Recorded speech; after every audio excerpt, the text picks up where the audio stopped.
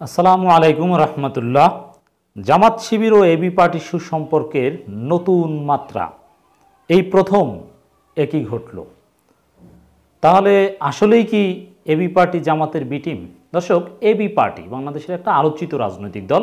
নানান কারণে তারা আলোচিত এবং বাংলাদেশের রাজনীতিতে অল্প সময়ের মধ্যে যথেষ্ট প্রাসঙ্গিকতা অর্জন করতে সক্ষম হয়েছে, কারণ এবি পার্টির নেতৃত্ব যথেষ্ট স্মার্ট এবং মেধাবী।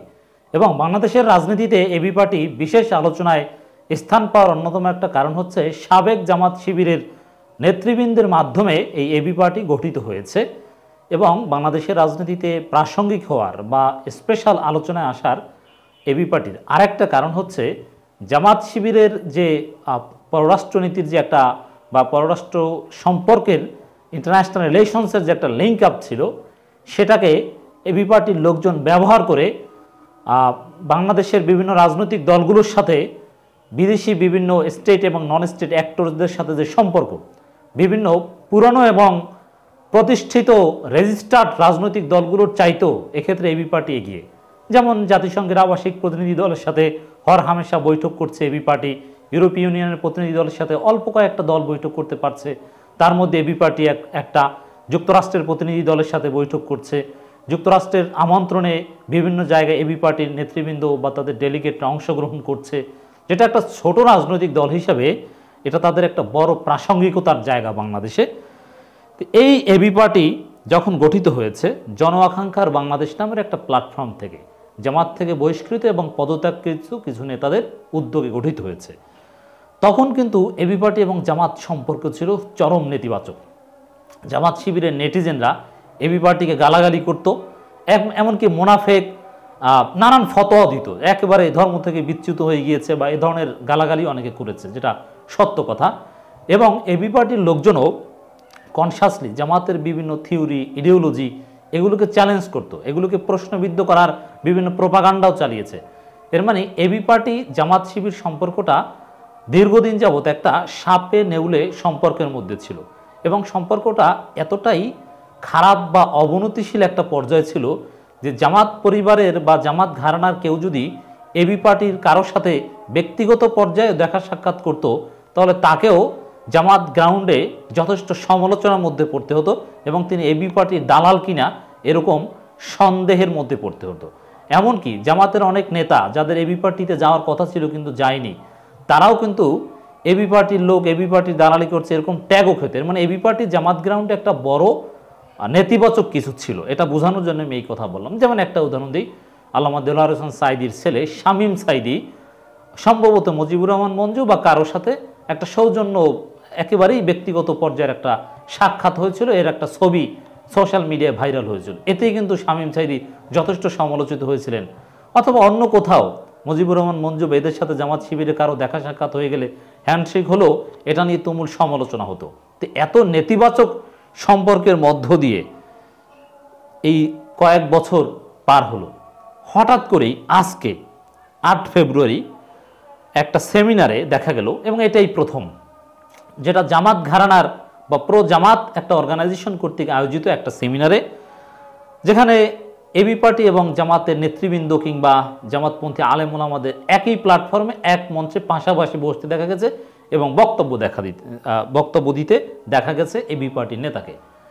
এমনকি শিবিরের সাবেক সভাপতি, জামাত ইসলামের গুরুত্বপূর্ণ নেতা, কেন্দ্রীয় মজলিসের সদস্য, ঢাকা মহানগর দক্ষিণের অ্যাসিস্ট্যান্ট সেক্রেটারি দেলোয়ার হোসাইন তার নিজস্ব ফেসবুক পেজ থেকে এবি পার্টির নেতা, শিবিরের সাবেক সদস্য, বর্তমানে এবি পার্টির গুরুত্বপূর্ণ নেতা ব্যারিস্টার ফুয়াদ আবদুল্লাহর বক্তব্য প্রচার করা হয়েছে।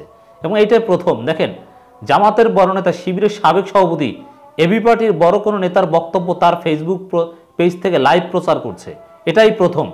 এবং জামাত ঘরানার কোনো প্রতিষ্ঠান বা জামাত ঘরানার কোনো অর্গানাইজেশনের আয়োজিত কোনো সেমিনার বা প্রোগ্রামে এবি পার্টির কাউকে দাওয়াত দেওয়া হয়েছে এবং সেই দাওয়াত গ্রহণ করে সামনে বসেছে এবং বক্তব্য দিয়েছে, এটাও এই প্রথম।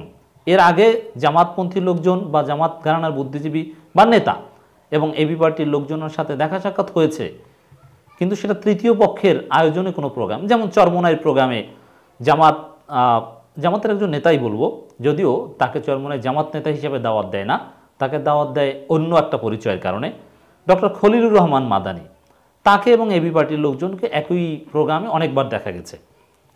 কিন্তু এবি পার্টির লোকজন কখনো জামাতের কাউকে দাওয়াত দেয়নি তাদের নিজস্ব কোনো প্রোগ্রামে, এবং জামাতের কোনো প্রোগ্রামে বা জামাত সংশ্লিষ্ট কোনো সংস্থাও বা আউটফিট এবি পার্টির কাউকে অতীতে কখনো দাওয়াত দেয়নি, যেটা আজকে ঘটেছে। একটা সেমিনার অনুষ্ঠিত হয়েছে, জাতিসত্তা বিকাশে শিক্ষা ব্যবস্থার ভূমিকা শীর্ষক জাতীয় সেমিনার। যদি এটা ওইরকম আলোচিত বা বড় আকারের কিছু সেটা না, ছোট একটা প্রোগ্রাম। সেখানে বিচারপতি আব্দুর রউফ ছিলেন, ডক্টর খলিলুর রহমান মাদানী, মানে উপস্থাপক থেকে শুরু করে আলোচক, বা এটা দিবালোচনে স্পষ্ট আয়োজক জামাত সংশ্লিষ্ট লোকজন, বা এটা একটা প্রো জামাত অর্গানাইজেশন।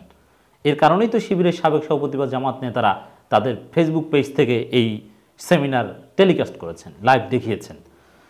সেই প্রোগ্রামেই ব্যারিস্টার ফুয়াদ আবদুল্লাহ এবি পার্টির প্রতিনিধি হিসাবে, তিনি অত্যন্ত মেধাবী নিঃসন্দেহে, তিনি এখানে ছিলেন। এই ঘটনাটা প্রথম, এটা কেন ঘটলো এটার ব্যাখ্যা অনেকে জানতে চেয়েছেন।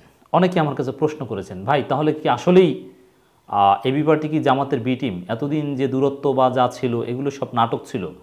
এবি পার্টি তো বিভিন্ন জায়গায় ঢুকে গিয়েছে, চরমোনাইয়ের মধ্যে ঢুকে গিয়েছে, বা যেসব জায়গায় জামাতের যাওয়া সম্ভব ছিল না সেই সব জায়গায় এবি পার্টি যেতে পেরেছে। এইসব কাজ করার জন্যই কি কৃত্রিমভাবে এবি পার্টি সৃষ্টি করা হয়েছিল? শাহরিয়ার কবিরদের যে পার্সপেক্টিভ ছিল যে আসলে এবি পার্টি জামাতের বি টিম, এরকম কি না, আসলে এই ঘটনার মধ্য দিয়ে সেটা প্রমাণিত হয় কি না? আসলে এবি পার্টি জামাত আলাদা আলাদা দল। এবি পার্টির লোকজন জামাত থেকে বহিষ্কৃত বা জামাতের আদর্শের সাথে দ্বিমত পোষণ করেই তারা এসেছে। এখানে বি টিম এ টিম হওয়ার কোনো সম্পর্ক আছে বলে আমি মনে করি না। দূরত্ব, আদর্শিক বা রাজনৈতিক অবস্থানগত দূরত্ব সবই আগের মতোই আছে, কিন্তু কালের বিবর্তনে গালাগালি কমে গিয়েছে। কিন্তু তাহলে এই ঘটনার ব্যাখ্যা কি? জামাতপন্থী লোকজন কেন দাওয়াত দিল? আমি মনে করি এটা প্রয়োজনে দিয়েছে। সেই প্রয়োজনটা কি?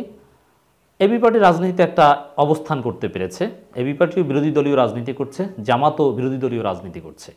তো স্বাভাবিকভাবেই একে অপরের সাথে মিশতে বা বিভিন্ন একই লক্ষ্য উদ্দেশ্যে কাজ করতে পারস্পরিক দূরত্ব বজায় রেখে কোনো লাভ নেই। বরং এবি পার্টির জন্য লাভ জামাতের সাথে মিশতে পারলে, এবং জামাতের জন্য এটা ভালো যে এবি পার্টির লোকজনের সাথে ওই রকম দূরত্ব নেই। তো এই স্বাভাবিক প্রয়োজনে এটা হয়েছে, এর আলাদা কোনো হেকমত নেই। তবে আরেকটা কারণ স্পেশাল আছে, আমার কাছে তথ্য আছে। জামাতের ভিতরে বা জামাতের বিভিন্ন প্রো জামাত বিভিন্ন সংস্থার সাথে জড়িত, এমনকি ঢাকা মহানগরের দক্ষিণ এবং উত্তর জামাতের কিছু নীতি নির্ধারক এবং কিছু দাতা, যাদের অনেক টাকা আছে, আমি নাম বলবো না, যারা অর্থের মাধ্যমে জামাতের বিভিন্ন নেতাদের বিভিন্নভাবে প্রভাবিত করতে পারেন। এটা স্বাভাবিক। আপনার টাকা আছে, আপনি হজ করাবেন, ওমরা করাবেন, আপনি লক্ষ লক্ষ টাকা দিবেন, তা আপনার কিছু কথা পরামর্শ স্বাভাবিকভাবে তারা গ্রহণ করবে বা বিবেচনায় আনবে, এটা একেবারেই স্বাভাবিক। তো এরকম কিছু অলিগার্ক বলবো না, এরকম কিছু লোকজন যারা এখন জামাতে আছে, জামাতের রোকন ছোটোখাটো পোস্টেও আছে ঢাকা মহানগর দক্ষিণের, এবি পার্টিতে যাওয়ার কথা ছিল, এবি পার্টির অন্যতম উদ্যোক্তাও ছিল, তা তাদের সাথে সম্পর্কটা রয়ে গিয়েছে। তারা চায় যে এবি পার্টি জামাতের আলাদা আলাদা সত্তা থাকা সত্ত্বেও তাদের সম্পর্কের একটা ব্রিজ হোক। তাদের তৎপরতার একটা অবদান, তাদের তৎপরতার একটা ফল, এবি পার্টি জামাত অবশেষে এক মঞ্চে আসলো, কাছাকাছি আসলো, দূরত্ব ঘোচালো। এটা অনেকে চেয়েছে জামাতের ভিতরে থাকা। তবে বিড়ালের গলায় ঘণ্টা বেঁধেছে জামাত বা জামাতে যারা আছে তারাই। কারণ এবি পার্টি তো আগে দাওয়াত দেয়নি, জামাতের লোকজন আগে দাওয়াত দিয়েছে। ভবিষ্যতে আমরা দেখব যে এবি পার্টির প্রোগ্রামে জামাতের লোকজনকে দাওয়াত দিবে, সেই সেলসেলা চালু হবে। এটা রাজনীতির জন্য ভালো। এটা এ টিম বি টিমের কোনো সম্পর্ক নয় বা এর আলাদা কোনো তাৎপর্য আছে তা নয়। জাস্ট বিরোধী দলগুলোর মধ্যে বা দুইটা ভিন্ন মেরুর দুইটা দলের সাথে দূরত্ব ঘোচানো এবং সম্পর্কের ডেভেলপমেন্ট। যেরকম খেলাফত মজলিসের লোকজনের সাথে জামাতের সম্পর্ক, ঠিক তদ্রূপ এবি পার্টির লোকজনের সাথে জামাতের সম্পর্ক। এর বাইরে আলাদা কোনো তাৎপর্য আমি মনে করি না। তাহলে এখানে অনিবার্যভাবে আরেকটা প্রশ্ন এসে যায়, তাহলে শেষ পর্যন্ত বিজয় কার? মানে কে আগে কথা বলেছে? এখানে ডেফিনেটলি এবি পার্টিকে এগিয়ে রাখবো। কারণ জামাত শিবিরের লোকজনের নানান প্রচারণা সত্ত্বেও এবি পার্টি কিন্তু ঠিকই মোটামুটি এগিয়ে গেছে, এবং এবি পার্টি নিবন্ধনের যোগ্যতা অর্জন করেছিল নিঃসন্দেহে, কিন্তু তাদেরকে সরকার ইচ্ছে করে নিবন্ধন দেয়নি। এবং এবি পার্টি রাজনীতিতে মোটামুটি প্রাসঙ্গিকতা পেয়েছে, বিএনপি তাদেরকে মূল্যায়ন করছে। দেখবেন এবি পার্টির সমস্ত প্রোগ্রাম, তাদের প্রেস কনফারেন্সও কিন্তু বিএনপির অফিসিয়াল পেজ থেকে প্রচার করছে। এটাও তো এবি পার্টির একটা অর্জন। বিদেশিদের সাথে মিটিং হচ্ছে, বাংলাদেশের একটা রাজনৈতিক দল হিসেবে ইন্টারন্যাশনাল বিভিন্ন state and non state actors মূল্যায়ন করে এবি পার্টিকে। এটা এবি পার্টির একটা অর্জন। আর এবি পার্টির এই অর্জন না হলে তো আর জামাত তাদেরকে ওইভাবে আজকে মূল্যায়ন করতো না বা দাওয়াত দিত না। অতএব এবি পার্টির ক্রেডিট এটা বলবো।